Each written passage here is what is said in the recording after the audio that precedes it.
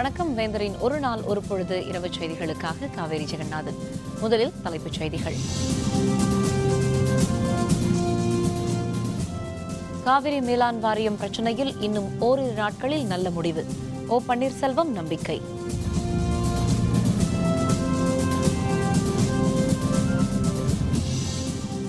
காவிரி வழக்கை அரசியல் சாசன அமர்வுக்கு மாற்றினால்தான் நீதி கிடைக்கும். தீக்குளித்தவருக்கு அஞ்சலி செலுத்திய வைகோ பேட்டி.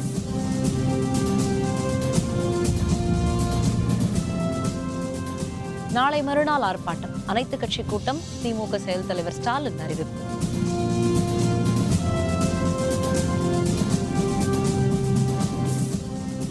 ஆந்திரத்திற்கு சிறப்பு அந்தஸ்து தர வலியுறுத்தல். 20ஆம் தேதி முதல் சந்திரபாபு நாயுடு உண்ணாவிரதம்.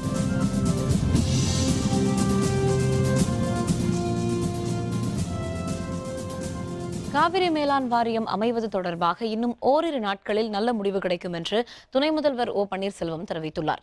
மதுரை விமான நிலையத்தில் இன்று செய்தியாளர்களுடன் பேசிய அவர், 2007ஆம் ஆண்டு காவிரி பிரச்சினையில் இறுதி தீர்ப்பு வந்தபோதே காவிரி மேலாண்மை வாரியத்தை காங்கிரஸ் திமுக கூட்டணி அரசு அமைத்திருக்கலாம் என்று குறிப்பிட்டார். அவ்வாறின்றி அவர்கள் வரலாற்று பிழை செய்துவிட்டார்கள் என்றும் ஓ பன்னீர்செல்வம் குற்றம் சாட்டினார். ஏற்கனவே காவிரி பிரச்சனை பல கட்டங்களாக கடந்து உச்சநீதிமன்றம் வரை எடுத்து சென்று வாதாடி போராடி உச்சநீதிமன்றம் மத்திய அரசுக்கு உத்தரவிட்டிருக்கிறது. கலந்து உரையாடல் உச்சநீதிமன்றத்தின் மூலமாக நடைபெற்று கொண்டிருக்கிறது. மத்திய அரசும் அவகாசம் கேட்டிருக்கிறது. உறுதியாக இன்னும் ஓரிரு தினங்களில் உரிய நல்ல முடிவு எட்டப்படும் என்பதை தெரிவித்துள்ளது. காவிரி மேலாண் வாரியம் தொடர்பான உச்சநீதிமன்ற தீர்ப்பு அநீதியானது என்றும் இந்த வழக்கை அரசியல் சாசன அமர்வுக்கு மாற்றினால் ஒழிய தமிழக மக்களுக்கு நீதி கிடைக்காது என்றும் மதிமுக பொதுச் செயலர் வைகோ குறிப்பிட்டுள்ளார். வைகோவின் நெருங்கிய உறவினரான சரவண சுரேஷ் என்பவர் நேற்று காவிரி மேலாண் வாரியம் அமைக்க வலியுறுத்தி விருதுநகரில் தீக்குளித்தார். மதுரையில் தனியார் மருத்துவமனையில் அனுமதிக்கப்பட்டிருந்த சரவண சுரேஷ் சிகிச்சை பலனின்றி உயிரிழந்தார். சரவண சுரேஷுக்கு அஞ்சலி செலுத்துவதற்காக மதுரை வந்த வைகோ செய்தியாளர்களுடன் பேசினார். தீர்ப்பில் தேவையின்றி ஸ்கீம் என்ற சொல்லை சேர்த்து மேலாண் வாரியத்தை இல்லாமல் ஆக்கிவிட்டார்கள் என்றும் அவர் குறிப்பிட்டார். காவிரி மேலாண்மை வாரியம் அமைக்க வேண்டும் என்ற கோரிக்கையை முழக்கமிட்டவாறு அவன் தீக்குளித்திருக்கிறான். இந்த நரேந்திர மோடி அரசு காவிரி மேலாண்மை வாரியம் அமைக்காது. நான் சொல்லுகிற எக்காரணத்தை முன்னிட்டும் அமைக்காது. எனவே இனியும் தமிழக மக்கள் ஏமாறக்கூடாது. என்னுடைய கருத்து, இது அரசியல் சட்ட அமர்வுக்கு மாற்றப்பட்டால்தான் நமக்கு நீதி கிடைக்கும். தனியார் மருத்துவமனையில் உயிரிழந்த சரவண சுரேஷின் உடல் பின்னர் அரசு ராஜாஜி மருத்துவமனைக்கு கொண்டு உடற்கூறு ஆய்வுக்கு பின்னர் வேனில் சொந்த ஊரான கோவில்பட்டி பெருமாள்பட்டிக்கு கொண்டு செல்லப்பட்டது. சரவண சுரேஷின் உடலுக்கு மதிமுக கொடி போர்த்தி மாலை வைத்து வைகோ அஞ்சலி செலுத்தினார்.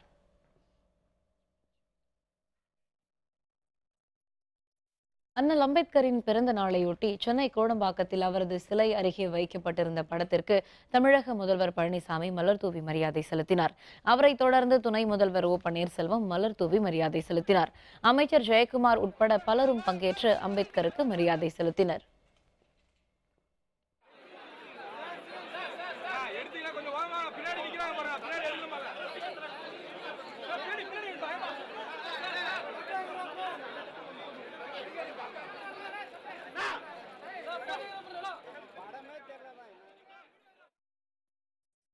வன்கொடுமை தடுப்புச் சட்டத்தை திருத்திய உச்சநீதிமன்ற உத்தரவை கண்டித்து நாளை மறுநாள் அனைத்துக் கட்சி ஆர்ப்பாட்டமும் அன்று மாலை அனைத்துக் கட்சி கூட்டமும் நடைபெறும் என திமுக செயல் தலைவர் மு க ஸ்டாலின் கூறியுள்ளார்.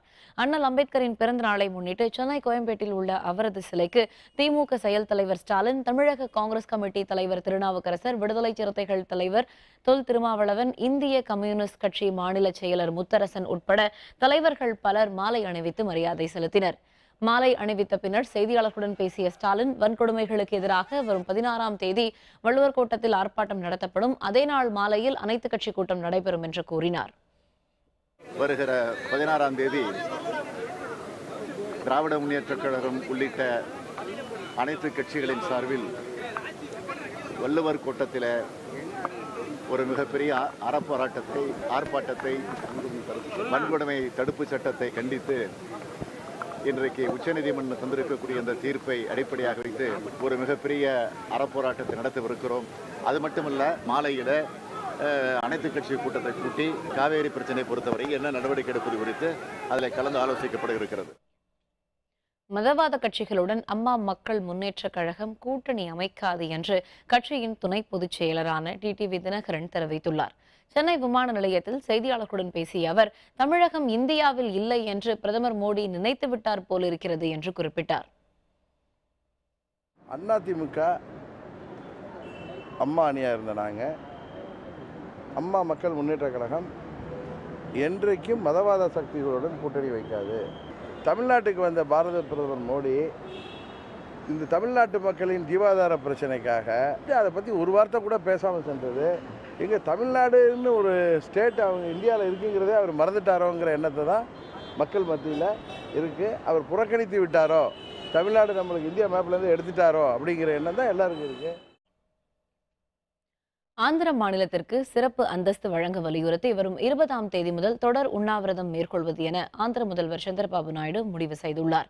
ஆந்திரத்திற்கு சிறப்பு அந்தஸ்து கோரி கடந்த 4 ஆண்டுகளாக பிரதமர் மோடியிடம் வலியுறுத்தியும் மத்திய அரசு செவிசாய்க்காததால் சில வாரங்களுக்கு முன் கூட்டணியில் இருந்து சந்திரபாபு நாயுடு விலகினார். மத்திய அமைச்சரவையில் இடம்பெற்றிருந்த தெலுங்கு தேசம் அமைச்சர்கள் இருவரும் தங்கள் பதவியை ராஜினாமா செய்தனர். இதையடுத்து சிறப்பு அந்தஸ்து தர வலியுறுத்தி வரும் 20ஆம் தேதி முதல் உண்ணாவிரதம் இருக்கப் போவதாக சந்திரபாபு நாயுடு அறிவித்துள்ளார்.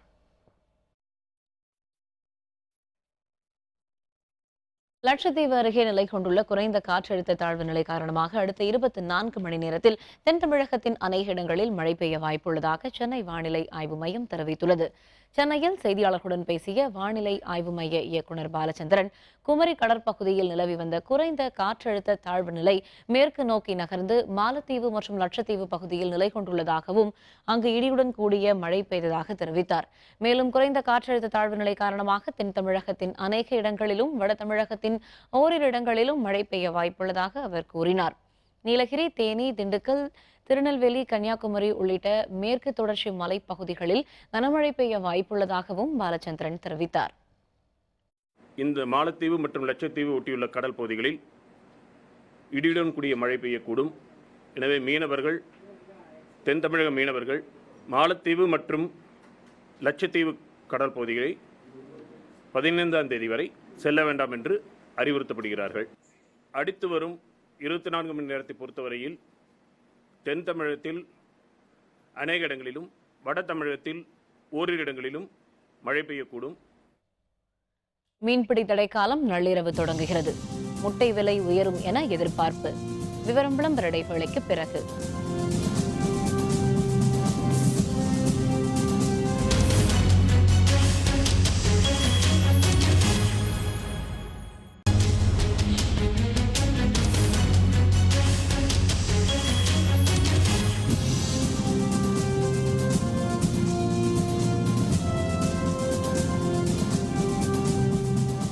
செய்திகள் தொடர்கின்றன. மீன்கள் இனப்பெருக்கம் காரணமாக விசைப்படகுகளுக்கு கடலில் மீன்பிடிக்க 60 நாட்களுக்கு தடை நடைமுறைக்கு வந்துள்ளதால் நிவாரணத் தொகையை உடனே வழங்க வேண்டும் என்று மீனவர்கள் கோரிக்கை விடுத்துள்ளனர். கடல் மீன்களின் இனப்பெருக்கத்திற்கு வசதியாக நாட்டின் கிழக்கு கடல் பகுதிகளில் ஏப்ரல் 15ஆம் தேதி முதல் ஜூன் 15ஆம் தேதி வரை விசைப்படகுகள் மீன்பிடிப்பதற்கு தடை விதிக்கப்படுகிறது. இந்த தடை காரணமாக தூத்துக்குடியில் 5000 மீன்பிடி தொழிலாளர்களும் 5000 மீன்பிடி துறைமுக சார்பு தொழிலாளர்களும் வேலை இழந்துள்ளனர். தூத்துக்குடி துறைமுகத்தில் சுமார் 250 விசைப்படகுகள் படகு தளங்களில் நிறுத்தி வைக்கப்பட்டுள்ளன. விசைப்படகு இயந்திரங்களை பராமரித்தால், வலைகளை பழுதுபார்த்தல் போன்ற பணிகளில் மீனவர்கள் ஈடுபட உள்ளனர். மீன்பிடி தடைக்கால நிவாரணத் தொகையை உடனே வழங்க வேண்டும் என்று மீனவர்கள் வலியுறுத்தியுள்ளனர். இந்த 60 நாளும் மீனவர்களுக்கு வாழ்வாதாரமாக கொடுக்க வேண்டிய நிவாரணத் தொகையை ஒவ்வொரு மாதமும், கோடைகால நிவாரணத் தொகையை ஒவ்வொரு மாதமும் அவர்களுக்கு வழங்க வேண்டும். அப்படி என்றால்தான் அவர்கள் இந்த மாதத்துக்கு இந்த அரசாங்கம் எவ்வளவு ஜீவாசன்மம் குடிக்கிறது, கோடைகால நிவாரணத் தொகை எவ்வளவு குடிக்கிறது என்று அவர்களுக்கு தெரியும். காவிரி மேலாண்மை வாரியம் அமைக்க வலியுறுத்தி கிருஷ்ணராஜசாகர் அணையை நோக்கி நடைப்பயணம் மேற்கொண்ட இந்திய கம்யூனிஸ்ட் கட்சியினரை ஹொசூரில் காவல்துறையினர் கைது செய்தனர். ஹொசூர் பழைய நகராட்சி அலுவலகத்தில் இருந்து கர்நாடகத்தில் உள்ள கிருஷ்ணராஜசாகர் அணையை நோக்கி இவர்கள் நடைப்பயணம் தொடங்கினார்கள். தளி முன்னாள் சட்டப்பேரவை உறுப்பினர் ராமச்சந்திரன் தலைமையில் நடைபெற்ற இந்த நடைப்பயணத்தில் அகில இந்திய விவசாய சங்க உறுப்பினர்களும் கலந்து கொண்டனர். இவர்களை பாதுகாப்பு பணியில் ஈடுபட்டிருந்த காவல்துறையினர் தடுத்து நிறுத்தினர். இதையடுத்து காவல்துறையினருக்கும் நடைப்பயணம் மேற்கொண்டவர்களுக்கும் இடையே தள்ளுமுள்ளு ஏற்பட்டது. போராட்டக்காரர்கள் தொடர்ந்து சாலை மறியலில் ஈடுபட்டதால் காவல்துறையினர் அவர்களை கைது செய்தனர்.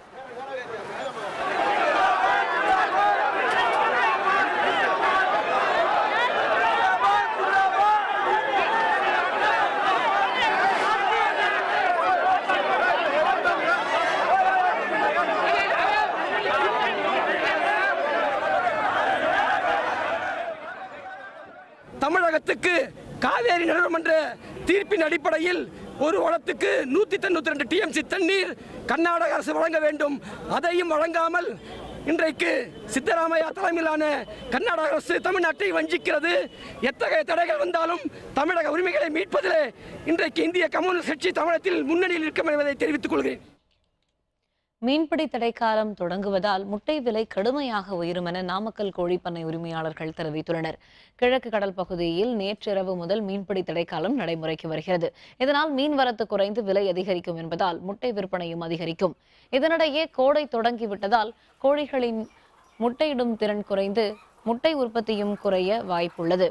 இதனால் முட்டை விலை கடுமையாக உயரும் என்று எதிர்பார்க்கப்படுகிறது. கிழக்கு கடற்கரை ஓரங்களில் ஹேச்சிங்காக மீன் பிடிக்கிறதுக்கு தடை வச்சுருக்காங்க. 45 டேஸுக்கு மீன் கிழக்கு கடற்கரையிலிருந்து வராது. அதனால் முட்டையினுடைய விலை மீண்டும் ஏறுவதற்கு வாய்ப்பு அதிகமாக இருக்குது. ஏப்ரல் 16லேருந்து 45 நாள் கிட்டத்தட்ட பார்த்திங்கனாக்க மே மாதம் 30ஆம் தேதி வரைக்கும் இருக்குது. அதனால் கண்டிப்பாக முட்டை விலை ஏறுவதற்கு வாய்ப்பு இருக்குது. கோபிச்செட்டிப்பாளையம் அருகே பவானி ஆற்றின் குறுக்கே கட்டப்பட்டுள்ள கொடிவேரி தடுப்பணை நீர்வீழ்ச்சியில் குளிக்க சுற்றுலா பயணிகளின் வருகை அதிகரித்துள்ளது. ஈரோடு மாவட்டம் கோபிச்செட்டிப்பாளையம் அருகே பவானி ஆற்றின் குறுக்கே கொடிவேரியில் கற்களால் கட்டப்பட்ட தடுப்பணை நீர்வீழ்ச்சியை போன்று அமைந்துள்ளது. தமிழ் புத்தாண்டை கொண்டாடும் வகையில் திருப்பூர், நாமக்கல், சேலம், நீலகிரி உள்ளிட்ட பல்வேறு மாவட்டங்களில் இருந்து ஏராளமான சுற்றுலா பயணிகள் இந்த நீர்வீழ்ச்சிக்கு வருகை தந்துள்ளனர். கோடையில் வெயில் அதிகரித்து காணப்படுவதால் தடுப்பணை அருவியில் குளித்தும் பூங்காக்களில் குழந்தைகளுடன் விளையாடியும் சுற்றுலா பயணிகள் பொழுதை கழித்தனர்.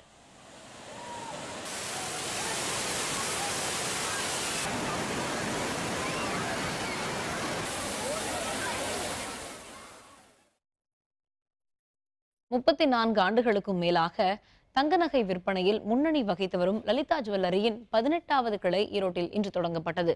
ஈரோடு ஆர்கேவி சாலையில் அமையப்பட்டுள்ள ஜெயலலிதா ஜுவல்லரியின் விற்பனை நிலையத்தை அந்நிறுவனத்தின் தலைவர் மற்றும் நிர்வாக இயக்குனர் கிரண்குமார் ரிப்பன் வெட்டி இன்று தொடங்கி வைத்தார். மேலும் தங்க நகைகள், வைர நகைகள், வெள்ளி நகைகள், பரிசு பொருட்கள் என 3 தளங்களில் அமைக்கப்பட்டுள்ள விற்பனை மையங்களை முக்கிய பிரமுகர்களும் வாடிக்கையாளர்களும் தொடங்கி வைத்தனர். முதல் நாளிலேயே வாடிக்கையாளர்கள் ஆர்வத்துடன் 3 தளங்களிலும் குவிந்து நகைகளை வாங்கினர். இதனைத் தொடர்ந்து செய்தியாளர்களுடன் பேசிய கிரண்குமார், சுபகாரியங்களுக்கு தேவையான மஞ்சள் உற்பத்திக்கு சிறப்பு பெற்ற ஈரோட்டில் லலிதா ஜுவல்லரி தனது கிளையை தொடங்குவது மகிழ்ச்சி அளிப்பதாக தெரிவித்தார். மேலும் அக்ஷய திருதி வருவதால் இந்த மாத இறுதி வரை அனைத்து தங்க நகைகளிலும் மிக குறைந்த சேதாரத்தில் வழங்கப்படுவதாகவும் கிரண்குமார் தெரிவித்தார். இன்னைக்கு லலிதா ஜுவல்லரி 18 ஷோரூம் ஈரோடில் திறந்துப்பட்டு இருக்கோம். 1% ஓப்பனிங் ஆஃபர் இருக்கு. அதே கண்டினியூ பண்ணுறோம். அக்ஷய திதி அப்புறம் இந்த மாதம் கடைசி வரைக்கும் இந்த ஆஃபர் ஒன்லி ஈரோடு கடைக்கு மட்டும் இருக்கும். எல்லாமே 100 ரூபா கம்மி, 50 ரூபா கம்மி தான் பேசுகிறாங்க தவிர சேதாரம் பற்றி யாரும் பேசுறது இல்லை. லலிதா ஜுவல்லரி தான் ஓப்பனாக சொல்கிறாங்கல்ல, லலிதா ஜுவல்லரிக்கு வாங்க, ஃபோட்டோ எடுத்துக்கோங்க, எஸ்டிமேட் செலவு எடுத்துக்கோங்க, ரெண்டுமே கம்பேர் பண்ணுங்க, எங்கே கம்மியாக இருக்குது அங்கே வாங்கிக்கோங்க தான் சொல்கிறோம். அரியலூர் மாவட்டம் கீழப்பழுவூரில் நடைபெற்ற ஜல்லிக்கட்டு போட்டியில் சீறிப்பாய்ந்து வந்த காளைகளை இளைஞர்கள் வீரத்துடன் அடக்கினர். கீழப்பழுவூர் ஜல்லிக்கட்டு போட்டியில் 200 காளைகள் பங்கேற்றன. வாடிவாசல் வழியாக சீறிப்பாய்ந்த காளைகளை போட்டி போட்டுக்கொண்டு அடக்கிய வீரர்கள் வீரத்தை வெளிப்படுத்தினர். காளைகளை அடக்கிய வீரர்களுக்கு ஃபேன், கட்டில், மிக்சி உள்ளிட்ட பரிசுகள் வழங்கப்பட்டன. இதேபோன்று பிடிபடாமல் ஓடிய காளைகளின் உரிமையாளர்களுக்கும் பரிசுகள் வழங்கப்பட்டன. ஜல்லிக்கட்டு போட்டியை ஆயிரக்கணக்கான இளைஞர்களும் பெண்களும் கண்டு ரசித்தனர்.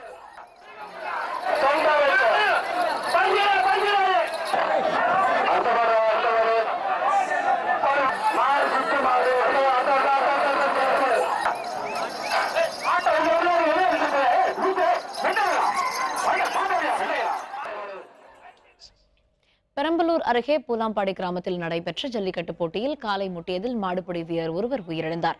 20க்கும் மேற்பட்டோர் படுகாயமடைந்தனர். இந்த ஜல்லிக்கட்டு போட்டியில் அரியலூர், சேலம், திருச்சி உட்பட பல்வேறு மாவட்டங்களைச் சேர்ந்த மாடுகள் வாடிவாசல் வழியாக திறந்துவிடப்பட்டன. சிரிப்பாய்ந்து களம் கண்ட மாடுகளை அடக்க 300க்கும் மேற்பட்ட காளையர்கள் திரண்டிருந்தனர். மாடுபிடி வீரர்களிடம் பிடிபடாமல் களத்தில் நின்ற காளைகளுக்கும் வீரர்களுக்கும் பரிசுகள் வழங்கப்பட்டன. காளைகளை அடக்கிய சேலத்தைச் சேர்ந்த மாடுபிடி ஒருவர் உயிரிழந்த நிலையில் 20க்கும் மேற்பட்டோர் காயமடைந்தனர்.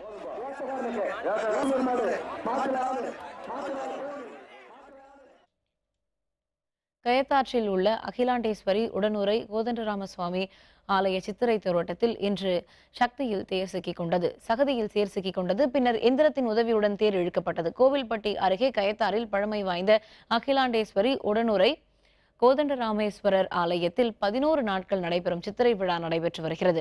விழாவின் முக்கிய நிகழ்ச்சியான தேரோட்டம் இன்று நடைபெற்றது. கடந்த சில நாட்களுக்கு பிறகு பெய்த மழையினால் உருவான சகதியில் தேர் சிக்கிக் கொண்டது. பின்னர் ஜேசிபி இயந்திரம் மூலம் சகதி அகற்றப்பட்டு கிரேன் உதவியுடன் திருத்தேர் இழுத்து வரப்பட்டு கோவில் நிலையை அடைந்தது.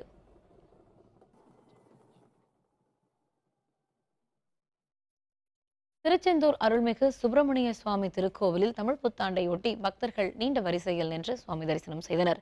அறுபடை வீடுகளில் 2ஆம் படை வீடான திருச்செந்தூர் அருள்மிகு சுப்பிரமணிய சுவாமி கோவிலில் தமிழ் புத்தாண்டையொட்டி இன்று அதிகாலை நடை திறக்கப்பட்டது. பின்னர் விஸ்வரூப தரிசனமும் உதய மார்த்தாண்ட அபிஷேகமும் நடைபெற்றது. ஏராளமான பக்தர்கள் அதிகாலையில் கடலில் நீராடிய பின்னர் நீண்ட வரிசையில் காத்திருந்து முருகனை வழிபட்டனர்.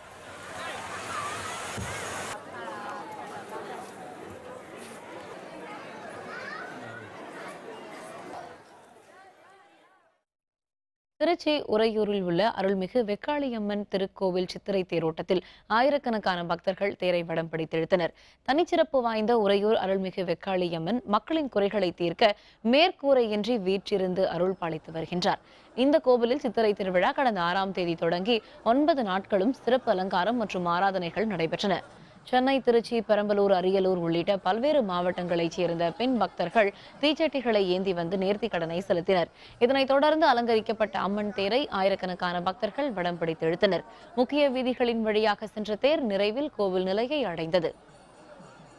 நான் தடவை வந்தப்பவே சாமி ரொம்ப பிடிச்சிருந்து அன்னையிலேருந்து 1 வருஷமா கும்பிட்டுட்டே இருக்கிறேன்.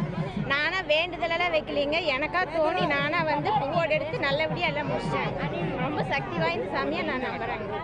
வருஷம் இந்த கோயிலுக்கு வருவோம். நாங்கள் தேர் ஓடும்போது நம்ம என்ன ப்ரே பண்ணிக்கிட்டாலும் அது நடக்கும்னு சொல்லுவாங்க. அதனால நாங்களும் தேர் பார்ப்போம். நான் 5th ஸ்டாண்டர்ட் படிக்கும்போது at least like 20 years every year நாங்கள் இங்கே வந்துடுவோம். ஆஸ்திரேலியா காமன்வெல்த் விளையாட்டுப் போட்டி இந்தியா 59 பதக்கங்களை வென்று 3வது இடம். விவரம் விளம்பர இடைவேளைக்கு பிறகு.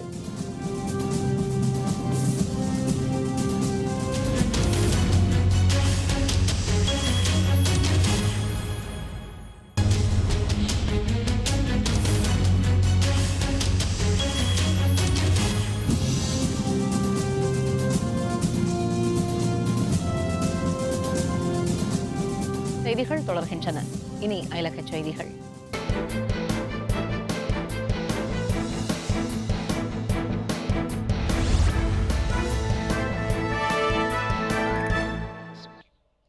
சிரியா மீது அமெரிக்கா, பிரான்ஸ், பிரிட்டன் படைகள் நடத்தும் தாக்குதலை தடுத்து நிறுத்த ஐக்கிய நாடுகள் அவையை கூட்டி விவாதிக்க வேண்டும் என்று ரஷ்ய அதிபர் புதின் கோரிக்கை விடுத்துள்ளார்.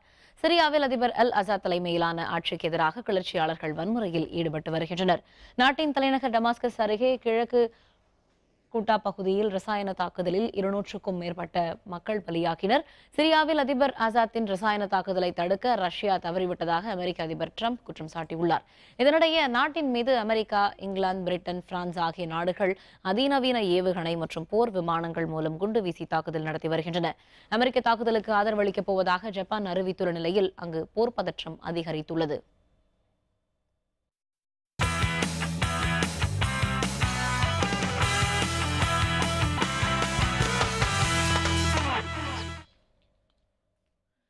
ஆஸ்திரேலியாவில் நடைபெற்று வரும் காமன்வெல்த் போட்டியில் இன்று 8 தங்கப் பதக்கங்களுடன் 59 பதக்கங்களை பெற்ற இந்தியா தொடர்ந்து 3வது இடத்தில் உள்ளது. ஆஸ்திரேலியாவின் கோல்கோஸ்ட் நகரில் காமன்வெல்த் விளையாட்டுப் போட்டிகள் நடந்து வருகின்றன. இதில் இந்திய வீரர்கள் தொடர்ந்து பதக்கங்களை குவித்து வருகிறார்கள். இன்று நடந்த ஆடவருக்கான 50 மீட்டர் ரைபிள் பிரிவு துப்பாக்கிச் சுடும் போட்டியில் இந்திய வீரர் சஞ்சீவ் ராஜ்புத் தங்கம் வென்றார். மகளிருக்கான மல்யுத்த போட்டியில் மகளிருக்கான 50 கிலோ பிரிவில் இந்தியாவின் வினேஷ் போகத் தங்கம் வென்றுள்ளார். கௌரவ் சோலங்கி, மேரிகோம் ஆகியோர் தங்கமும், ஆடவருக்கான 49 கிலோ குத்துச்சண்டை போட்டியில் அமித் பங்கால் வெள்ளியும் வென்றனர். ஆடவருக்கான ஈட்டி வீசும் போட்டியில் இந்திய வீரர் நீரஜ் சோப்ரா 86.47 மீட்டர் நீளத்திற்கு ஈட்டி வீசி முதலிடம் பிடித்தார். சுமத் மாலிக் 125 கிலோ பிரிவு மல்யுத்த போட்டியில் தங்கம் வென்றார். 75 கிலோ எடைப்பிரிவில் குத்துச்சண்டை போட்டியில் விகாஷ் கிருஷ்ணன் தங்கப்பதக்கம் வென்றார். இன்று ஒரே நாளில் இந்தியா 8 தங்கங்களை வென்றது. இன்று நடைபெற்ற இறுதிச் சுற்றில் அவர் கனடாவின் ஜெசிகா மெக்டொனால்டை தோற்கடித்து தங்கம் வென்றார். அதேபோல மல்யுத்த போட்டியில் இந்திய வீராங்கனை சாக்ஷி மாலிக் வெண்கலம் வென்றார். குத்துச்சண்டை போட்டியில் சதீஷ்குமார் வெள்ளிப்பதக்கம் வென்றார். இந்த போட்டியில் இந்திய அணி 25 தங்கம், 16 வெள்ளி, 18 வெண்கலத்துடன் 59 பதக்கங்களுடன் புள்ளிப்பட்டியலில் 3ஆம் இடத்தில் நீடிக்கிறது.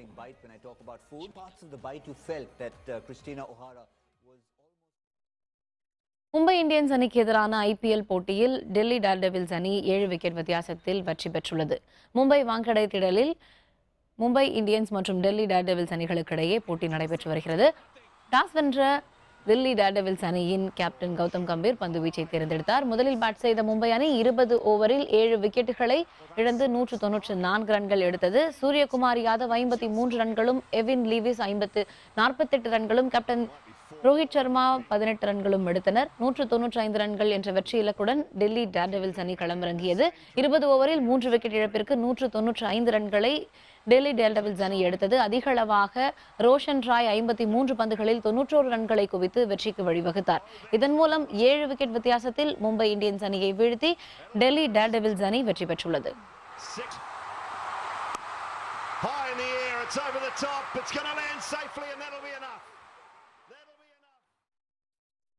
மீண்டும் தலைப்புச் செய்திகள். காவிரி மேலாண் வாரிய பிரச்சனையில் இன்னும் ஓரிரு நாட்களில் நல்ல முடிவு. ஓ பன்னீர்செல்வம் நம்பிக்கை.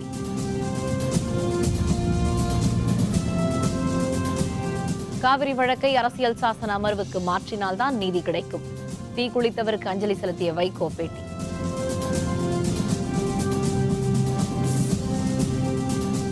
நாளை மறுநாள் ஆர்ப்பாட்டம், அனைத்து கட்சி கூட்டம், திமுக செயல் தலைவர் ஸ்டாலின் அறிவிப்பு.